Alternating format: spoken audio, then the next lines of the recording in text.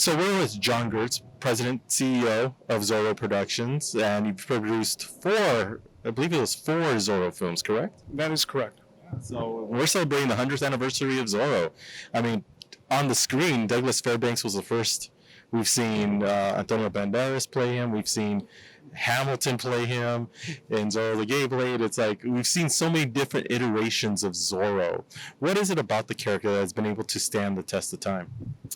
Well, first of all, Zorro was always reinterpreted in the spirit of its days. So that the Zorro played as played by Douglas Fairbanks was different than the Zorro as played by Tyrone Power, Guy Williams, and more lately by Antonio Banderas and Anthony Hopkins. But I like to think that what has been intriguing throughout the ages for Zorro is first that Zorro is an everyman. You, Michael, could be a Zorro. All you have to do is you have to put on a mask and a cape. That's the first ingredient of becoming Zorro. And the second one is that you have to be committed to doing good in a world that isn't always good. You have to care about justice. And that's the only difference between you and Zorro. I'm sure you care about justice, Michael, but you're lacking a cape and a mask. Exactly. So Zorro is an everyman. He's never been bitten by a radioactive spider. He wasn't born on another planet. He has no superpowers whatsoever. He is just you and I. Mm-hmm. And the only distinguishing thing is that he's perhaps a more sexy Latin lover than I am, or maybe I don't know. Definitely more than me. So what is it about Zorro and California lore and the California fiction that has made it so thick in the history of the state? For example, the Zorros you produced were really based in that California lore. It wasn't always like that, but for yours it did. What was it about basing it in that California lore? Well, one of the things that you'll notice if you come into my office, and Michael, you're invited to come anytime, is you come into our conference room and there's a bookshelf with at least 100 books on California history. And these books I've accumulated over the years for the explicit purpose of loaning them to writers for many different Zorro iterations to help them try to understand what the real circumstances of the age were. Now, I have to tell you, it drives me crazy sometimes when writers use anachronisms and so on. Sometimes I cannot prevent that from happening. Sometimes it's within the purview of the studio, but we try very hard, at least from our side, to keep it as authentic as we possibly can. I love California history. I love the native cultures of old California. And so we are trying to do what we can to keep it as authentic and realistic as possible. And actually, the actors who have played Zorro, not only on TV, but also in the films, not all of them are always Latino or Spaniards, because, Zorro was a Spaniard in olden California. But what is it like now that we've seen the Antonio Banderas play Zorro and really kind of like make it feel like it's home to a lot of the Latino community and the Spanish community? Well, I have to tell you a story that back in 1990 we released a TV series. We did 88 episodes of a TV series starring Duncan Regier.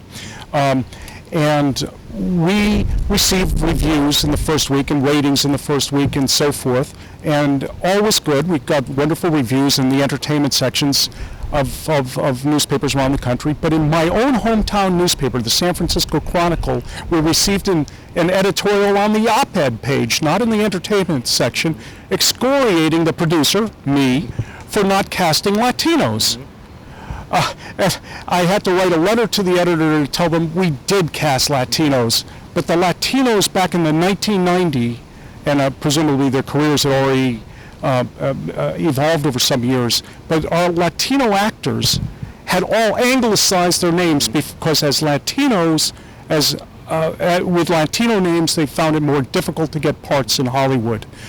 So it was simply an error on their part. The only actor who was not Latino in our cast was a star, Duncan Regier, and we in fact actually had offered the role to a very famous Mexican star at the time, but he turned it down at the last second and we got Duncan Regier instead, who was fantastic in the role, but our original intent was to have an entirely Hispanic cast.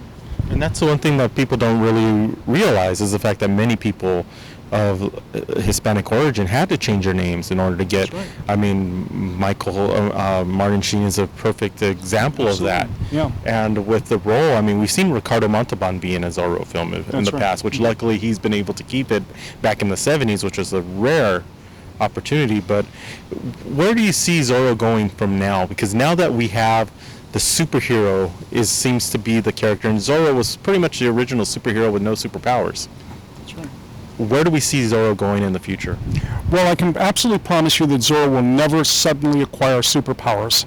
That's the first thing. The second thing is that we're currently working on a new live-action TV series, which we expect to premiere either later this year or the beginning of next year, that is based upon a Latina woman who is the great, I don't know how many great-granddaughters of Zorro today in Los Angeles, who is by day a detective on the LAPD. By night, she gets on a black motorcycle and a black cape and full Zorro regalia and rights wrongs. She is an amazing character, but she is from a long line of Zorros. Her father was a Zorro, her grandfather was a Zorro, and all the way back to the original Zorro. Simultaneously, in this new, I believe, really exciting concept, there's a group of villains who have grown up through the age, also descendants of the conquistadors who came to rape and pillage the land and the native populations. So it's an exciting drama, and that's one new direction that we're going in. Another direction that we are going in is, with our comic books. We've been published lots of comic books over the years, thousands of comic book pages and stories and so on. We use it as an incubator for new ideas, and because we can get experimental in comic books. Not that many people buy paper comic books, so if we make a mistake and we get something wrong and we offend some people, well, it's not that many people. But we can use it as an incubator. For example, Quentin Tarantino was a big fan of our monthly comic books, and then he turned to us and suggested that he write some of our comic books, and did.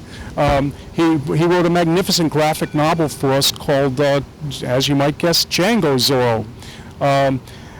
There's been some rumors that we may do something more with that beautiful comic book idea. So we're taking Zorro in new directions.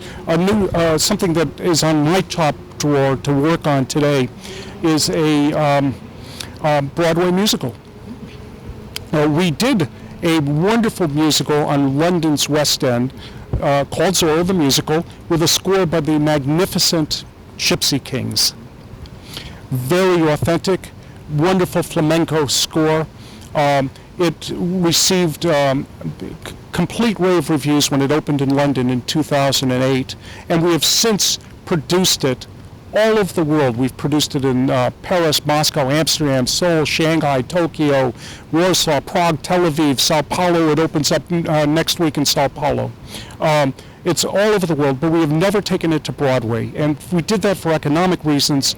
You may note that I said that we opened in 2008, precisely at the moment of the worldwide economic meltdown, and in that economic environment, we didn't think it was wise to go to Broadway. Now we are going to do that. We expect to open in 2021 or 2022. So lots of exciting things always happening with Zorro. And I would say that if I can extrapolate a little bit more about what precise directions we go on, I'm very dependent on working with creative talent that I enjoy working with. What that means is that when people approach us with Zorro concepts, they can come into my office and borrow any of the 100+ volumes we have on California history. What they will not be able to find in our office is a manual on how to do a Zorro TV series. There is no 600-page manual of do's and don'ts and so forth. We like to go with the creative flow of the inspired artists and creators and writers that come and want to work with us. Quentin Tarantino is just one example. The magnificent, unbelievable genius of an author, Isabel Allende, is another. We did with her what I now regard as the definitive prequel to Zorro. But it follows the birth of Zorro, how he was born, who were his parents, and how he was raised as a child to eventually become Zorro. So that, so we work with the creative talent that we find to be inspired by the character and who we find to be inspiring and want to work with. That's really cool. And final question, we have to ask it. What's your most favorite possession, Zorro-wise, from any of the sets that you've worked at? Well, the favorite possession of mine is a secret medallion worn by Antonio Banderas and given to him by Anthony Hopkins in the Mask of Zorro movie. You'll notice that there's a medallion there that he wears. That's Zorro's secret medallion. On the back of it are insignias of a secret society of justice that you never see on the camera. I have that original in our collection, so I would regard that as a prized and treasured item. Well, thank you very much for stopping with us. We love talking with you, pleasure. And hopefully we do get to go up to your office in San Francisco and we can take a look You're most welcome. and see all the books and the collection that you have. All right, a pleasure. Thank you. All right. Thank you for watching Muse. If you like what you saw, make sure to subscribe to our channel and click on all the other videos you see to watch more of our content.